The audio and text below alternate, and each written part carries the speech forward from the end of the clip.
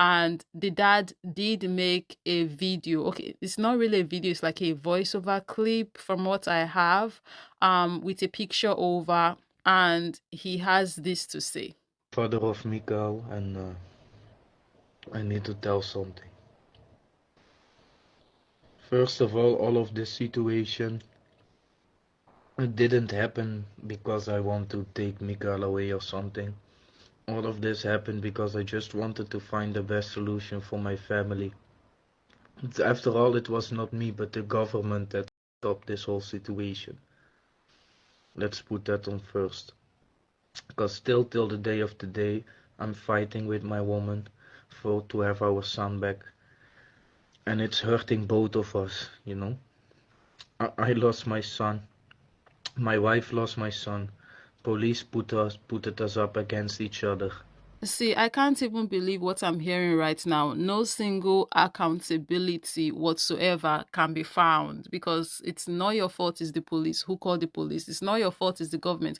How did the government get involved? Through the police that you called? Because, like, can we be so for real? Like, I know there are context missing right now, obviously, but if we were to go by what we have and what we do know about the situation, man, it seems like it's kind of like your fault and your fault only because you involved the government in this. You were the one that called them into the situation when you called the police. So you can't say, oh, it's not my fault, it's the government. No, it's you. You did this.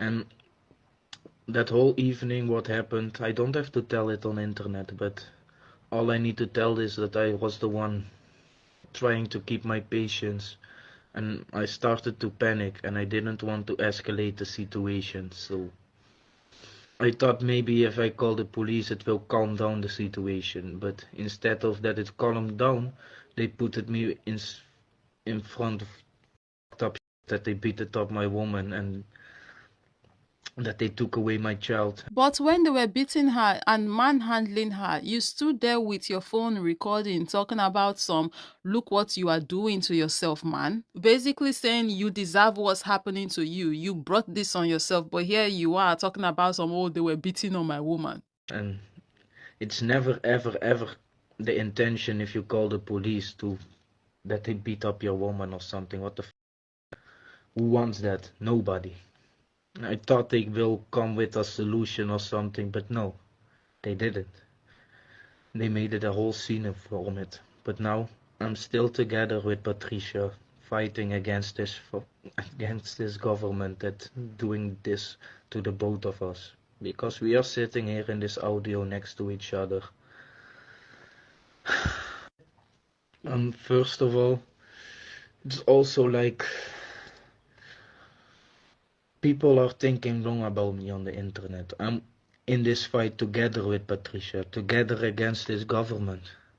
I'm not the one fighting against Patricia. The government is fighting against Patricia.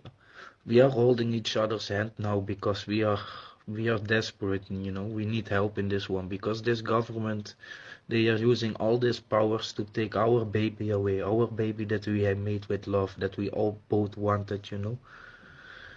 We love our baby and we want our baby back. That's all we both want. See, guys, that's the situation, at least from what we have, what's available on it on TikTok. And quite frankly, I really don't know what to say right now about this entire situation, except obviously it's messy and they have issues they need to walk through. I do feel very bad for the kid because see the setup he was born into is very messy. Now he's been taken away by the government.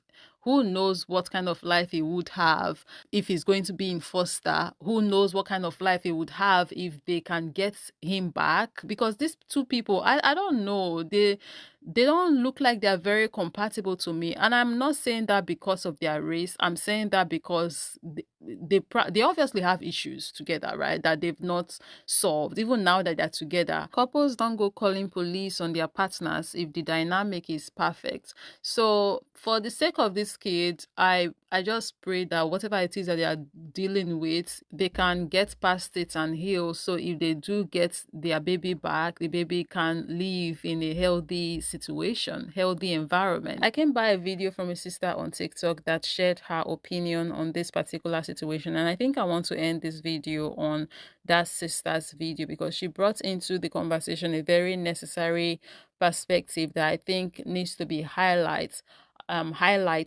in this video on this situation. So I'm going to be ending this video on that sister's video. Do let me know down below in the comment section what your thoughts are. Thank you very much for watching. Of course, as always, I'll be catching you in the next one. Here's the thing, and we'll discuss it proper. Here's the thing that I want to say concerning this whole thing.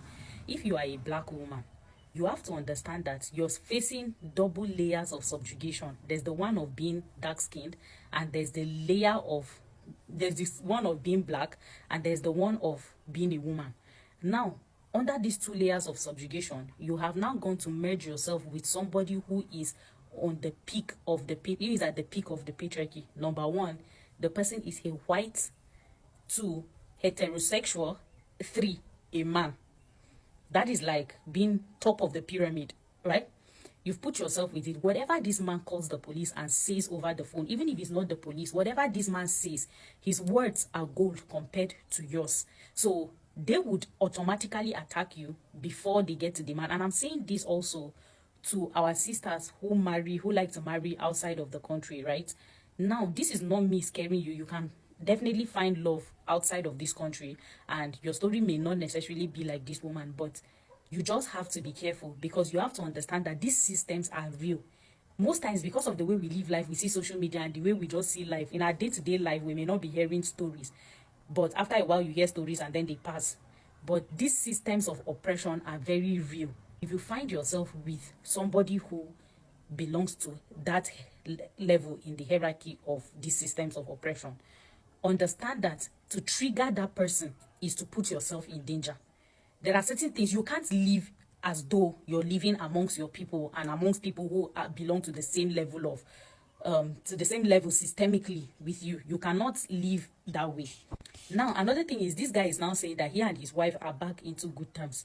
I can guarantee you that even if this woman resents him, even if she has not forgiven him, even if she still thinks about that thing and cries, the fact that her child is somewhere, she has to pretend to remain in good terms with this guy to enable her gain access to her child back. Secondly, I don't know how she got to that country. I don't know if she has papers or anything. If that guy is the one that brought you there, even with this thing, you may hate his guts, but even with the fact that he did all that to you, you resent him and all, you have to still remain in that relationship in order for you to be safe within that community. You have to suppress your emotions for you to survive. And don't forget that suppressing your emotions is also detrimental to your health. And it's not just about suppressing your emotions when it comes to communication with this person.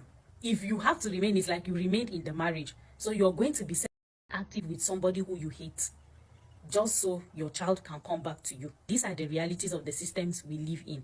I'm not here to discourage you whether or not to marry a white man or not, but I'm just here to tell you that as you're making this decision, be making informed decisions, and these are things that actually can happen.